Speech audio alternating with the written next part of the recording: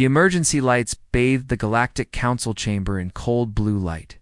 Representatives from 47 different species sat in their designated sectors, their attention fixed on the holographic display floating above the central platform. The image showed something that should not exist. Something that had been extinct for 3,000 years. Commander Tay-1 stood at attention as the council reviewed his report. His uniform was still stained with dust from Kepler-4b, the mining colony where everything had started to fall apart. Behind him, his crew waited in silence. Navigator Hannah kept her eyes forward, her expression carefully neutral. Security Officer Dong-min shifted his weight. He's clearly uncomfortable with the dozens of alien eyes examining them. Council Representative Velthor rose from his seat. The insectoid diplomat was old by any species standards, its carapace marked with the silver patterns that indicated centuries of service. When he spoke, his voice carried the weight of authority that came from surviving more crises than most civilizations had recorded history. Commander Tay-1, Velthor said, his mandibles clicking with each word. You claim these creatures are Rexilons. You understand what you are suggesting? Yes, Representative Tay-1 replied. I've reviewed the historical records. The Rexilons were eliminated during the Apex Wars. Every single specimen was tracked and destroyed. But the DNA analysis is clear. These are Rexilons. A ripple of alarm spread through the chamber. Several representatives began speaking at once, their translation devices creating a cacophony of overlapping voices. Velthor raised one of his upper limbs, calling for silence. The Apex Wars nearly destroyed galactic civilization, Velthor continued. 15 billion lives were lost before the last Apex Predator was eliminated. The protocols we established were absolute. No Apex Predator species is permitted to develop space travel. No exceptions. Tay-1 had seen the aftermath at Kepler-4b. The colony had housed 4,000 miners and their families. When the distress signal came through, the Horizon's Edge had been the closest vessel. They arrived expecting equipment failure, or perhaps a mining accident. Instead, they found a massacre. The colony's main habitat dome had been torn open. Not by explosives or weapons, but by claws. Massive, curved claws that had ripped through reinforced titanium like it was paper. Inside, the destruction was total. Furniture shredded. Walls scored with deep gouges. And blood. So much blood that the environmental systems had failed trying to process it. Lieutenant Zhuo had collected samples from the scene.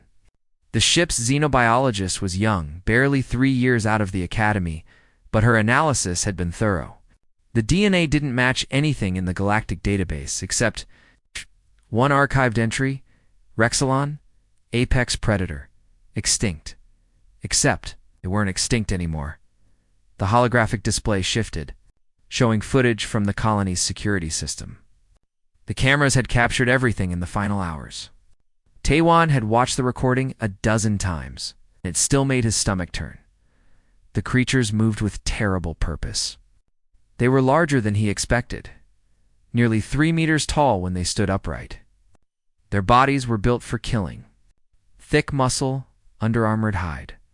6 limbs, each ending in claws designed to tear through prey, and their heads. Those massive heads filled with rows of teeth that could crush bone. But what disturbed Tay-1 most was their intelligence. These weren't mindless beasts. They coordinated their attacks. They worked together to herd the colonists into kill zones. They disabled communications first, then power, then environmental systems. It was tactical, calculated. The council chamber fell silent as the recording played. Several representatives looked away. A few left the chamber entirely, unable to watch. When the footage ended, Velthor spoke again. Where did they come from? We tracked their movement patterns from the colony, Tay-1 said. They came from the Veil Nebula. We found residual ion trails suggesting a ship dropped them off and departed before we arrived. A ship? Another representative stood. This one was Korvathi, their crystalline form refracting the chamber's light. You're suggesting someone deliberately transported these creatures? The evidence points to that conclusion, Tay-1 confirmed. The implications hung in the air like poison. If someone had brought the Rexilons to Kepler-4b, it meant they had access to either living specimens or the genetic material to create them. It meant the protocols that had kept the galaxy safe for 3 millennia had been compromised. Velthar accessed his personal console. I am authorizing your vessel to investigate the source. Find out where these creatures originated. Find out who is responsible. And Commander... Yes, Representative. The Council operated under the assumption that apex predators were a problem of the past. If we were wrong, if someone has found a way to resurrect or recreate them, the consequences could be catastrophic. You have full authority to do whatever is necessary. Taiwan saluted and turned to leave. His crew fell in behind him. They walked through the curved corridors of Nexus Prime in silence. Other species gave them a wide berth. Humans were still relatively new to the Galactic Council, barely 200 years as members. They were tolerated, sometimes even welcomed, but they weren't entirely trusted. Back aboard the Horizon's Edge, the crew assembled in the briefing room. Engineer Kunho pulled up star charts of the Veil Nebula. The region was largely unexplored, filled with stellar nurseries and radiation clouds that played hell with sensors. If someone wanted to hide something, that's where they'd do it, Kyung-ho said. G-Wu was still analyzing the DNA samples. She looked exhausted, dark circles under her eyes from hours of work. I found something else, she said quietly. The Rexilons from the colony show signs of genetic modification. Someone enhanced them, made them stronger, faster. These aren't natural Rexilons. If such a thing even exists anymore, these are weapons. Dongman checked his security protocols. We'll need to be ready for anything. If whoever created these things is still in the nebula, they might not appreciate us showing up. Hannah plotted their course. 3 days to reach the outer edge of the nebula. Another 2 days to search the most likely areas based on the ion trails. Taiwan looked at his crew.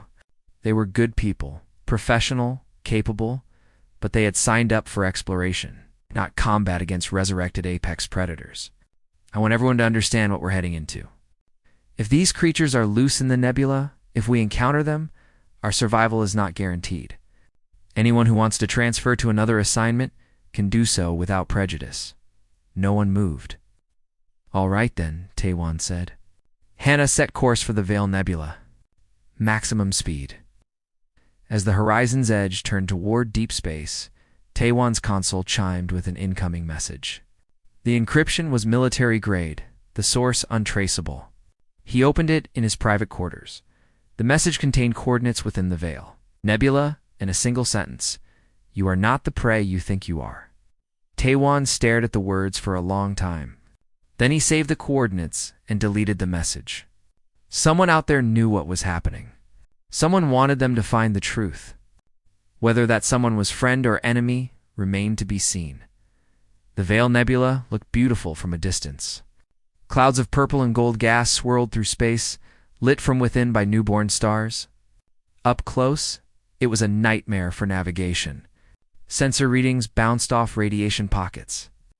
Communication suffered from constant interference. Even the ship's artificial gravity fluctuated as they passed through areas of intense magnetic distortion. Hannah guided the Horizons, edged deeper into the nebula with careful precision. Every few minutes, she had to adjust their course to avoid debris fields or pockets of unstable plasma. Kung-ho monitored the engines, making constant micro-adjustments to keep their power output stable. The coordinates from the mysterious message led them to a sector that appeared empty on all scans. But when they arrived, Jiwoo detected something unusual. A gravity signature that didn't match the surrounding space. There's something there, she said, studying her readings. Something big. The nebula's radiation is masking it, but it's definitely artificial. Taiwan ordered a full stop. They drifted in space, watching and waiting. Slowly, as their sensors adapted to the local conditions, structure began to resolve on their displays. It was a research station. Massive by any standard, easily 3 kilometers across. The design was Corvathi, all flowing curves and crystalline towers. But it was dark. No power readings, no life signs. Abandoned, Dongman said. Question is, when and why? Taewon made the decision quickly. Prepare a boarding party. Dongmin, take your security team. Gu Kung-ho, you're with them. I want to know what this place was studying and what happened to the people who worked here. The shuttle docked with the station's main airlock without incident. The mechanism still functioned, suggesting the abandonment had been relatively recent. Dongmin's team went in first, weapons ready, scanning for any signs of life or danger. The station's interior was pristine. Emergency lighting still functioned, casting everything in a dim red glow. The air was breathable, but cold. Their breath formed clouds as they moved through the corridors. Kyung-ho found a working terminal and began accessing the station's logs. This place was called Research Station Helix, operated by the Korvathi Collective. Primary focus was... He paused, his expression changing. Genetic resurrection. They were trying to bring back extinct species. Giwoo moved to a nearby laboratory. Through the transparent walls, she could see rows of cylindrical chambers. Each one was empty, their doors hanging open. Embryonic growth chambers, she said. Dozens of them, all empty. The team spread out, each member searching different sections of the station. What they found painted a disturbing picture. The Korvathi researchers hadn't just been studying extinction. They had been actively collecting genetic material from apex predator species across the galaxy. Rexilons, break-in hunters, dire stalkers. Dozens of species that the galaxy had wiped out during the Apex Wars. In the main research database, Jiwoo found project files labeled Operation Primeval Return. The lead researcher, a Korvathi named Shardith, had kept detailed logs. Jiwoo read through them with growing horror. The project had been running for 15 years. The Korvathi team believed that apex predators had been eliminated too hastily. They argued that these species had ecological value, that their extinction had been a tragedy driven by fear rather than reason. They wanted to resurrect them under controlled conditions, study them, perhaps even find ways to modify their behavior to make them compatible with civilized society. But 6 months ago, something went wrong. The logs became fragmented after that point. Emergency entries described containment breaches, creatures escaping from their chambers, security teams deployed. Then nothing. The last entry was a garbled distress call that had never been completed. They lost control, Kung-ho said, reading over Jiwoo's shoulder. All these predators, they got loose. Dongmin's radio crackled. One of his security team, a corporal named Minho, was checking the station's docking bays.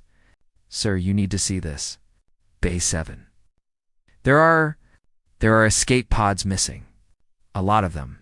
Taewon, who had remained on the horizon's edge monitoring the operation, spoke through the comm system. How many pods? 43, sir. The station's manifest says they had 50 pods. Only 7 are still here. That meant the research team had escaped, or tried to. But where had they gone? And what had happened to them? Jiwoo found another file buried deep in the research database. It was labeled Controlled Genome and marked with the highest security classification. She downloaded it to her portable storage device, intending to analyze it later. As they prepared to leave the laboratory section, Dongmin noticed something. Scratches on the walls? Faint, but unmistakable. He followed them down a corridor that led to the station's biological storage area. The door had been torn open from the inside the storage area. They found the bodies, not the research team. These were different. Smaller. They had been dead for months, the cold vacuum of the station preserving them. Giwoo scanned one of the corpses. Rexilons, she confirmed. Juveniles. They died here when life support failed, so some of the predators didn't escape, Kung-ho said. They died when the station lost power. Nino was examining the station's communication logs. His face went pale as he read through the data. Sir, we have a problem. These creatures, the ones that escaped, they didn't just wander off. Someone came for them. There are docking records here showing an unidentified ship made contact with the station 7 months ago. They downloaded the entire research database and then left with multiple live specimens. Before anyone could respond, alarms began blaring throughout the station. automatic systems detecting something. Movement in the lower levels, Dongmin's team immediately went on high alert. They moved into defensive positions, weapons trained on the corridor ahead. The movement sensors showed multiple contacts. Fast. Moving with purpose. The first, Rexelon, appeared around the corner at full sprint.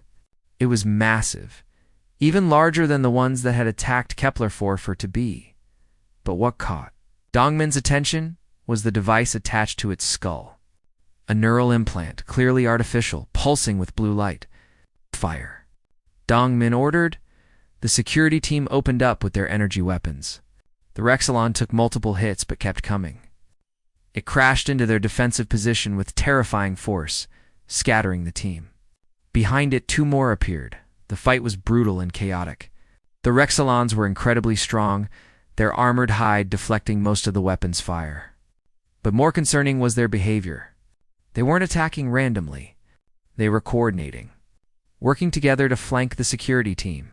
Driving them back toward the laboratory, Giwu noticed something during the fight. The neural implants on the creatures were receiving signals. Someone was controlling them, or at least directing them. Min-Ho managed to get a lock on the signal source. It was coming from outside the station, from a ship hidden in the nebula, a ship that was now decloaking on their sensors. It was a dreadnought, massive and heavily armed. The whole configuration matched military vessels from 30 years ago, but with significant modifications. As it powered up its weapons systems, a communication channel opened. The voice that came through was harsh and commanding. Human vessel, you are trespassing in a restricted area. Withdraw immediately or be destroyed. Tae-1 recognized the voice. He had studied galactic history extensively during his training. This was Warlord Kreth, a former council enforcer who had been charged with war crimes decades ago. He had vanished before his trial, and the council had assumed he was dead. This is Commander Tae, one of the Horizon's Edge. Kreth, you're under arrest by order of the Galactic Council. Stand down, Kreth laughed. It was a cold, bitter sound. The council has no authority here. I am conducting important research. Research that will reshape the galaxy.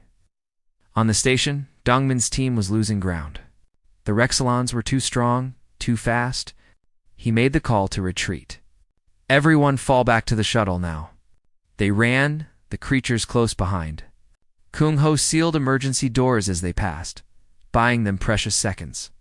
Gyu still clutched her storage device. Controlled genome data safely secured. They reached the shuttle and launched immediately. Behind them, the Rexelons crashed against the airlock, their claws scraping against the metal. The shuttle's engines fired. Pushing them away from the station, the Horizon's Edge moved to intercept, placing itself between the shuttle and Kreth's dreadnought. For a moment, Tae-1 thought they might have to fight. But Kreth's ship made no move to attack. Instead, another communication came through. You should thank me, Commander, Kreth said. I've just given you valuable information. Now go run back to the Council and tell them what you found. Tell them that the apex predators have returned. And tell them that this is only the beginning. The dreadnought activated some kind of cloaking system and vanished from sensors. The Horizon's Edge scanned frantically but found nothing. Kreth was gone. The Council's defense fleets moved into position around 17 star systems. Each one had received a warning from Tae-1's report. Each one was preparing for an attack by apex predators. But preparation and reality were vastly different things. The first system to fall was Talos Prime, a mining world with a population of 6 million. The defense fleet consisted of 12 warships, state-of-the-art vessels equipped with the best weapons the Council could provide. When the Predator pods landed, the fleet moved to engage with confidence. That confidence lasted approximately 4 minutes. The creatures that emerged from the pods weren't just Rexelons. Kreth had deployed a variety of apex predators, each one perfectly suited to the environment and the prey they would face. On Talos Prime, the predators were Vraken hunters, massive pack animals that could burrow through solid rock and sense electromagnetic fields from kilometers away. The defense fleet's weapons were designed to fight ships, not biological targets moving at ground level. Their orbital bombardment protocols were useless because firing on the planet would kill the very people they were trying to protect. By the time they deployed ground forces, the Vrakan hunters had already infiltrated the main population centers. Velthor watched the reports come in from the council chamber. Each one was worse than the last. Talos Prime, Helion Station. New Carthage. System after system reporting massive casualties. The defense fleets were helpless against an enemy they weren't designed to fight. On the 7th day of the crisis, Veltor made a decision. He authorized the formation of a special research team with unlimited resources and one objective: find a way to stop the apex predators, Jiwoo. It was pulled from the horizon's edge and assigned to lead the team. She worked with xenogeneticist Dr. Sungmin, a brilliant scientist from Earth who specialized in evolutionary biology. They set up their laboratory on Nexus Prime. Given access to all the data from Research Station Helix, plus whatever samples they could obtain from the affected worlds. The control genome file that Jiwoo had recovered became their primary focus. At first, they thought it was exactly what the name suggested: a genetic control mechanism that could somehow pacify or command apex predators. But as they dug deeper into the data, they realized they had misunderstood. It's not a control mechanism, Sungmin said, his eyes wide with realization. It's a compatibility map. Gu looked over his shoulder at the display. Compatibility with what? With other species? The Korvathi researchers were trying to figure out which intelligent species might have natural advantages against apex predators. Which ones evolved in environments that would make them naturally suited to fighting these creatures? The data was complex, involving thousands of variables, environmental factors, evolutionary pressures, behavioral adaptations, physical capabilities. The Korvathi had analyzed every known spacefaring species and ranked them according to their theoretical ability to counter apex predators. Most species ranked extremely low. The Council's member races had evolved on relatively safe worlds. They had developed intelligence and technology precisely because they didn't have to constantly fight for survival against perfect killing machines. Their worlds had been stable enough to allow civilization to develop. But there were a few exceptions. Species that had evolved in harsher environments. Worlds where apex predators had existed and where intelligent life had survived anyway. At the top of the list, with a compatibility rating that seemed almost impossible, was one species. Human Sungmin ran the calculations 3 times, thinking there must be an error. But the numbers didn't change. According to the Korvathi analysis, humans were the most compatible species in the entire galactic database for countering apex predators. This doesn't make sense, Jiwoo said. Humans are physically weaker than most council species.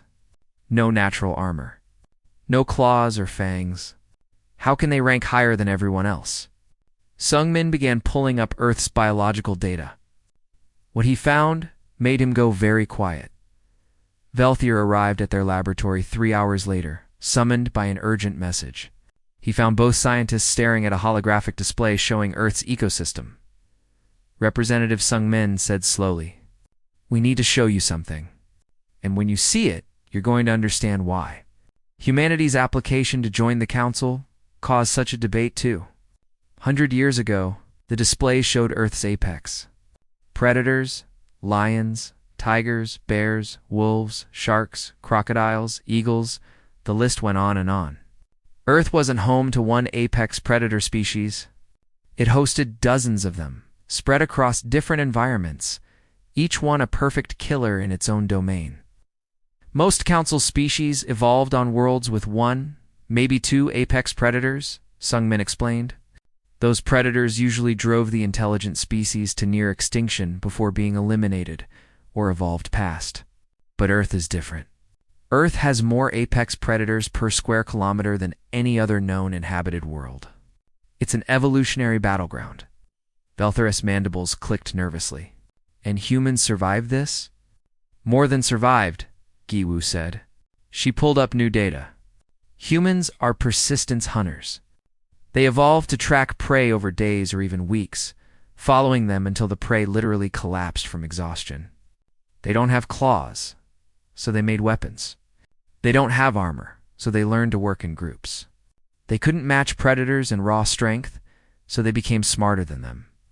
Sung Min added more information to the display.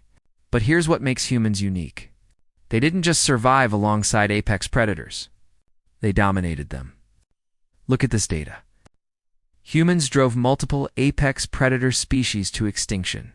Saber-toothed cats, cave bears, dire wolves, giant ground sloths. And the ones they didn't drive to extinction, they tamed. They turned wolves into dogs. They domesticated horses. They made apex predators into their companions. Velthar accessed his personal database and pulled up restricted files. Files that had been sealed when humanity first applied for council membership. The biological survey of Earth had been conducted by a council team, and the results had been classified above top secret. He read through the report in silence. The survey team had been horrified by what they found. A world filled with apex predators where the dominant intelligent species was itself a predator. The team had recommended immediate quarantine. They argued that humanity should never be allowed to leave their star system. But other council members had disagreed. They pointed out that humans had developed civilization despite their predatory nature. They had art, music, literature, philosophy. They had moved beyond simple survival and created something beautiful. The vote to admit them to the council had passed by a narrow margin, with strict monitoring protocols in place. Now, looking at the data from the Korvathi research, Velthar understood something terrifying. The council hadn't been protecting humanity from the galaxy. They had been protecting the galaxy from humanity. The compatibility rating, Velthar said quietly. It's not measuring which species could defend against apex predators. It's measuring which species are apex predators themselves. Sung Min nodded. Humans evolved in the same crucible that created every other apex predator in the galaxy. The difference is that they developed intelligence along the way. They're persistence hunters with tool-making ability and abstract reasoning. They're what you get when an apex predator evolves sapience without losing its predatory instincts. Ji Wu was looking at casualty reports from the affected systems. Millions dead. Billions at risk. The defense fleets were failing because they were trying to fight biology with technology designed for warfare between civilized species. We need to tell the council. She said Velthar was already composing the report in his mind, but he knew what would happen when he presented this information. The council would panic. Some members would demand humanity be immediately expelled. Others would see an opportunity. If humans were natural predator hunters, they might be the only force capable of stopping Kret's bioweapons. But unleashing humanity meant removing the very restraints that had made them acceptable to the council in the first place. It meant acknowledging that they had been harboring an apex predator species among them for 2 centuries. The emergency session was called for the following day. Representatives from all member species attended, many of them appearing via hologram from their homeworlds. The chamber was packed, the atmosphere tense with fear and uncertainty. Velthar presented the findings. He showed them Earth's ecosystem, explained the compatibility ratings, demonstrated how human evolution made them uniquely suited to fight the kind of biological weapons Kreth had deployed. The reaction was immediate and violent. Representatives shouted over each other. Several species demanded humanity be quarantined immediately. Others argued that desperate times required desperate measures. Vexal, the council's military coordinator, was a member of the Krell species. His people were naturally armored, their bodies covered in thick plates that could deflect most small arms fire. He had never considered humans to be particularly impressive from a military standpoint. Even if what you say is true, Vexal rumbled, his deep voice cutting through the chaos. Even if humans are natural predator hunters, what guarantee do we have that they won't become an even greater threat? We permitted them into the council because they seem to have evolved beyond their predatory nature. If we remove those restraints, if we ask them to embrace what they are, how do we control them afterward? It was a valid concern, one that Velthor had been wrestling with since reviewing the data. But before he could respond, a new voice spoke up. Captain Hannah had been granted permission to address the council. She stood at the podium, her posture straight and military. Behind her, Taiwan and several other human officers waited, Representative Thexall raises a fair concern, Hannah said, her voice calm and measured. You're afraid of us. I understand that. The data shows what we are, what we've always been. But here's what the data doesn't show. She pulled up new information on the holographic display. Historical records from Earth. Archaeological evidence. Anthropological studies. Yes, humans are persistence hunters. Yes, we evolved alongside apex predators and learned to dominate them. But that's not the whole story. We also evolved something else. Something that makes us different from every other apex predator in the galaxy. The display showed evidence of early human cooperation. Cave paintings depicting group hunts. Burial sites showing care for injured and elderly members of the tribe. Tools designed not for individual use, but for sharing and teaching. We're pack hunters, Hannah continued. We developed empathy because our survival depended on working together. We created language, culture, art.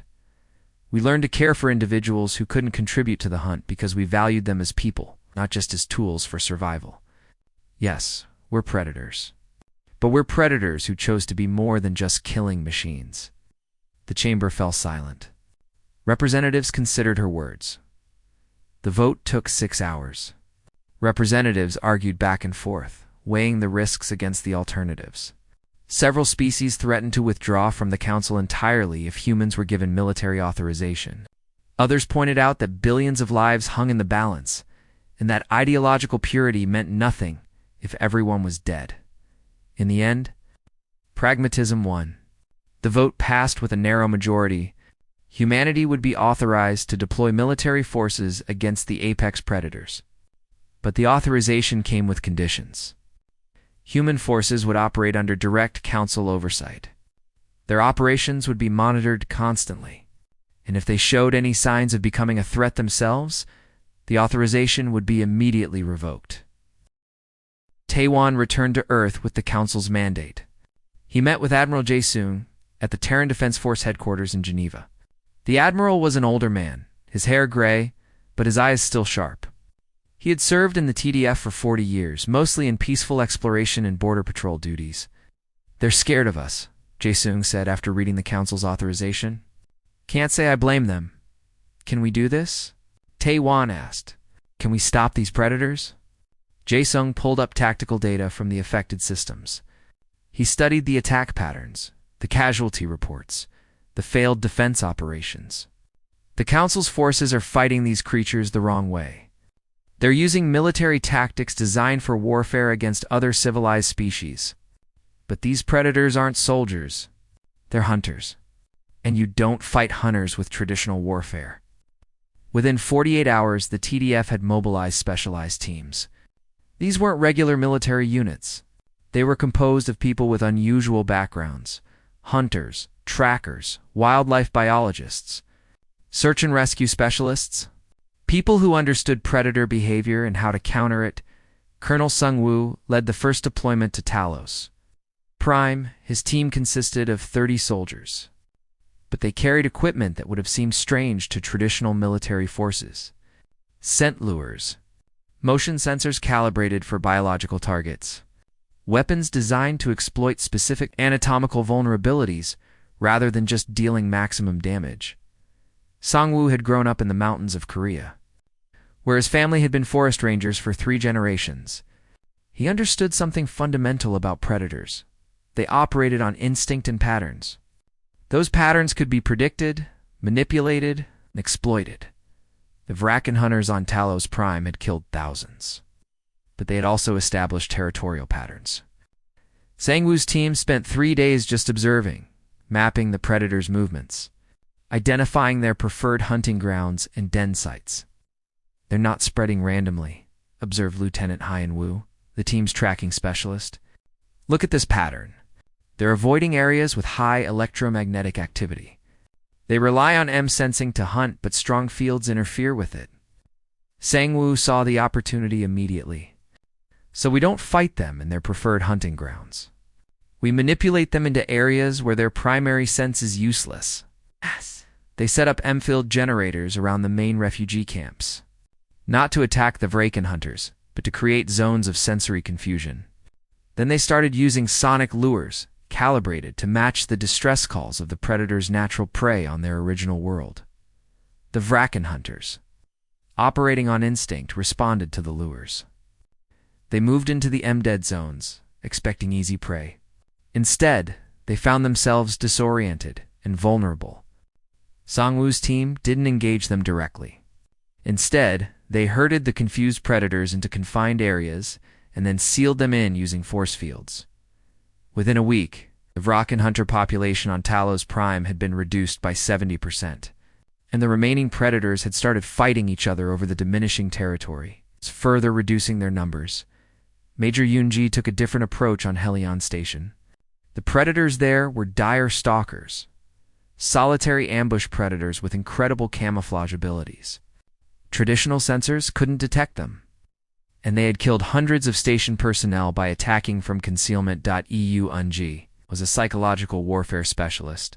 She understood that predators weren't just biological entities.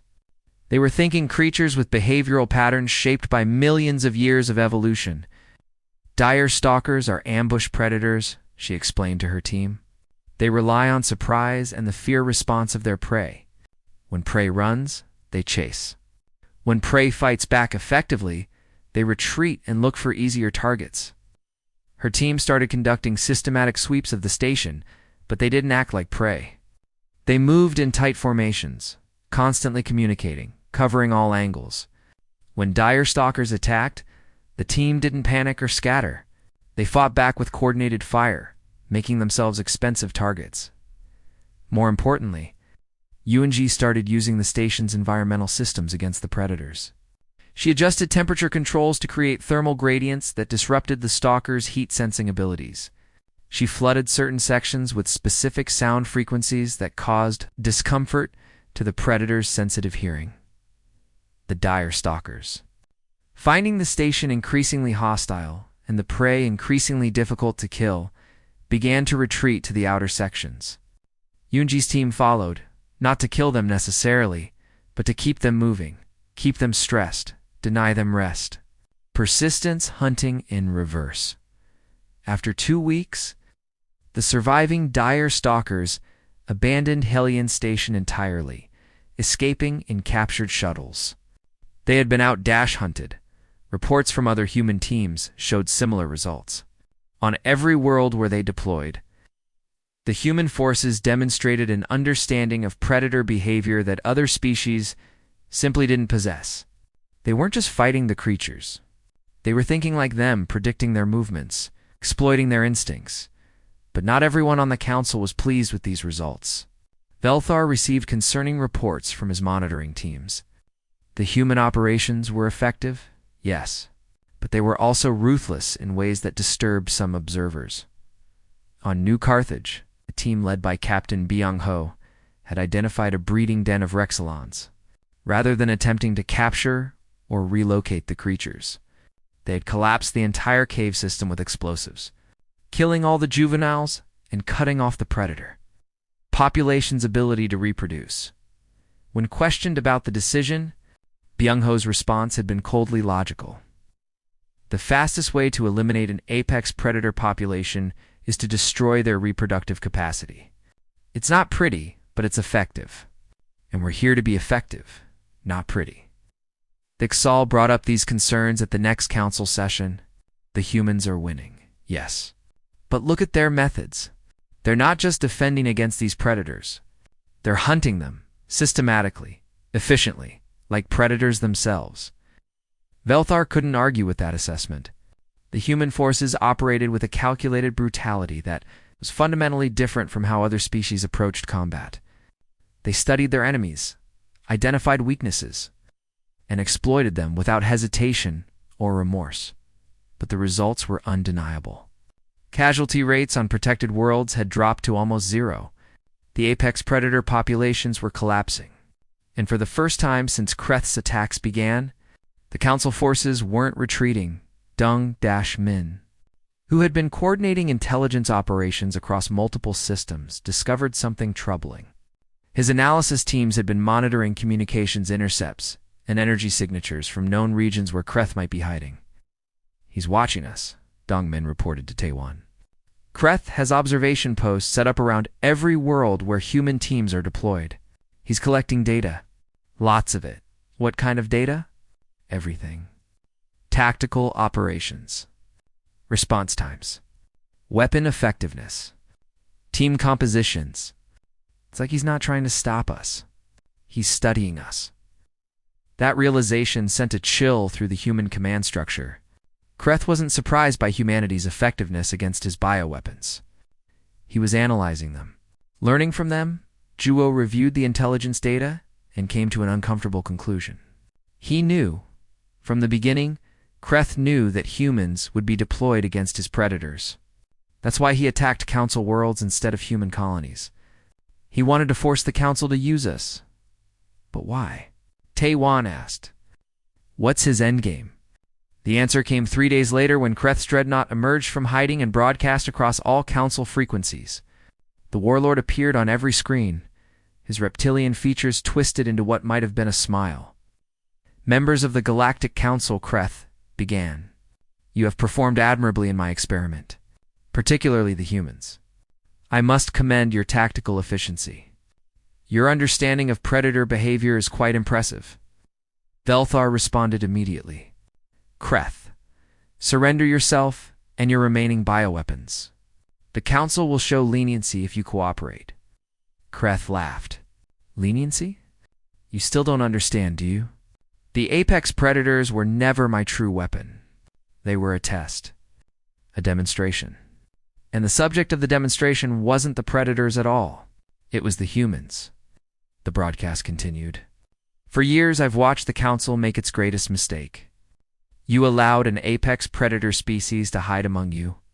You let humans pretend to be civilized, to dress up their predatory nature in diplomatic protocols and cultural exchange. But I knew the truth.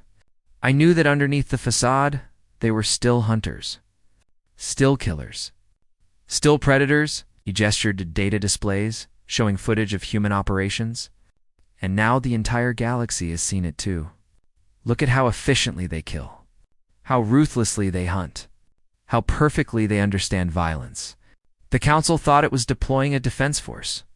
But what you've actually done is show every species in the galaxy what humans become when their civilized veneer cracks. Kreth's expression grew serious. So here's my offer, Council. Exile humanity immediately. Remove them from your ranks. Quarantine them on their homeworld. Or I will release a second wave of predators. These ones specifically engineered to counter. We're willing to risk death to prove a point, Taewon corrected. There's a difference. Fighting is easy. Choosing restraint, when you have the power to fight back, that's hard. That's what makes us different from simple predators. The predators suddenly backed away from the shuttle. Kreth had recalled them. When he spoke again, his voice carried something that might have been respect. You surprised me, Commander? I expected you to fight. To prove my thesis correct. Your thesis was flawed from the start, Taewon said. You assumed that being capable of violence means being controlled by it. But capability and compulsion are different things. Ow. There was a long silence. Then the dreadnought's weapons powered down. Kreth transmitted coordinates. Come aboard. Alone. If this is truly about justice rather than revenge, prove it. Taewon went alone despite his crew's protests. He walked through the dreadnought's corridors, past containment chambers filled with dormant predators, until he reached the command deck. Kreth was waiting for him. The warlord was old, his scales dulled by years of exile. He looked tired. When he spoke, there was less anger than Taewon expected. Do you know why I did this? Kreth asked. The real reason? Tell me. Because the Council is complacent. They've forgotten what true danger looks like. They've built a civilization based on the assumption that sapient species have evolved past violence. But that assumption is false. It's just comfortable ignorance. Taewon considered this. You might be right. But proving a point by killing billions isn't justice. It's just more violence. And what would you know about justice, Predator? More than you think. Humanity spent thousands of years learning the difference between necessary violence and cruelty. Between defense and aggression, we made mistakes. Terrible ones. But we learned. Kreth studied him for a long moment. Then, slowly, the warlord deactivated his personal shields and placed his weapons on the deck. Very well. I will accept your offer. I will stand trial. But I have one condition. What condition? That you, personally, testify on my behalf. Tell the Council that violence alone does not define a species. That the capacity for harm can coexist with the choice for peace? If humans truly believe that, then prove it by extending that belief to me. Taiwan agreed.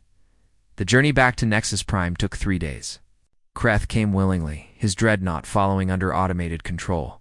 The Council was shocked when they arrived. Some representatives demanded immediate execution.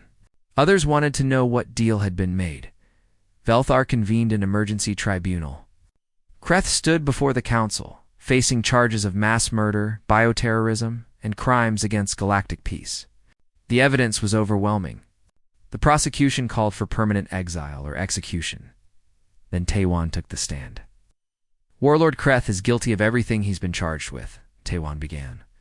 He killed millions, terrorized billions, weaponized apex predators against innocent populations. These facts are not in dispute. Several representatives looked confused. This wasn't a defense, but, Taiwan continued, he also forced us to confront uncomfortable truths. The Council has operated under comfortable assumptions for millennia. That sapient species are fundamentally different from predators. That civilization means the complete absence of violent instinct. That species like humanity could be trusted only if they completely suppressed their evolutionary heritage. He looked directly at Velthor. Kreth was wrong to kill. But he was right about one thing. The Council's approach to apex predators, including humans, has been based on fear rather than understanding. You quarantine or exile rather than integrate. You demand suppression rather than managed coexistence with natural instincts. Taiwan turned to address the full Council. Humanity advocates for rehabilitation rather than execution. Not because Kreth deserves mercy after what he's done, but because showing mercy when it's difficult proves that sapient beings can transcend their base instincts. That's what separates us from simple predators. Not the absence of violent capability, but the choice to use it only when necessary. The tribunal deliberated for 2 days.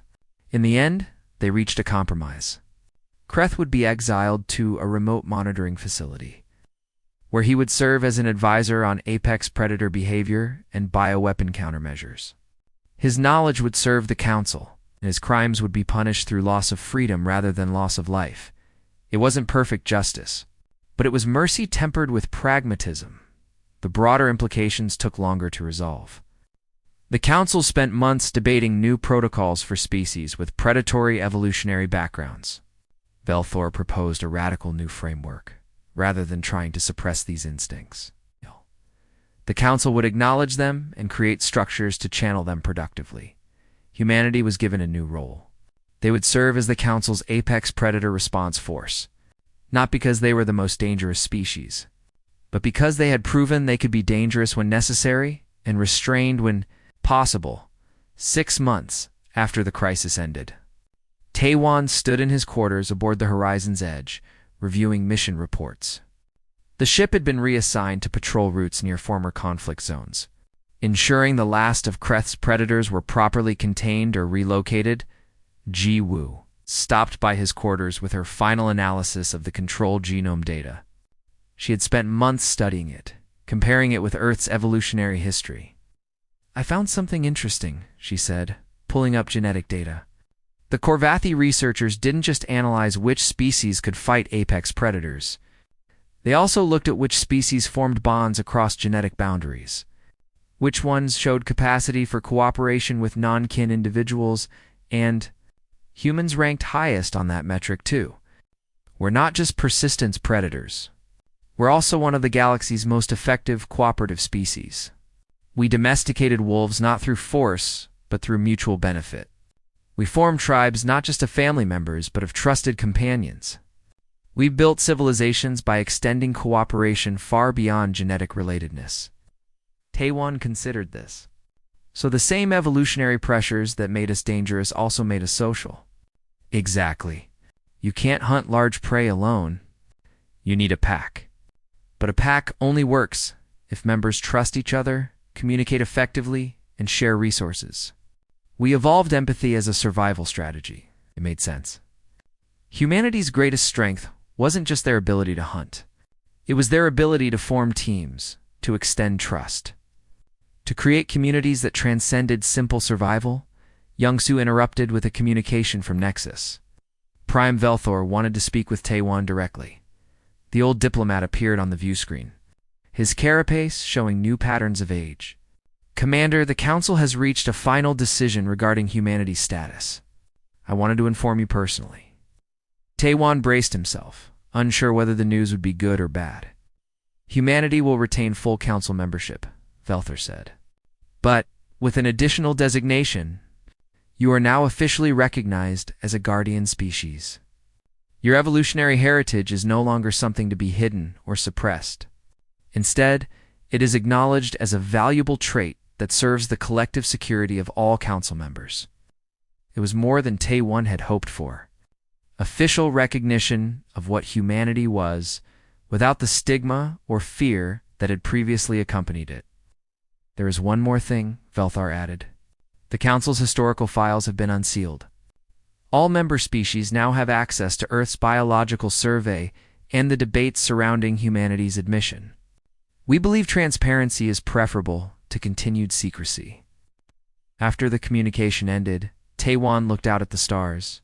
Somewhere out there, on dozens of worlds, people were learning the truth about humanity, about their violent evolutionary past, about the apex predators that had shaped them.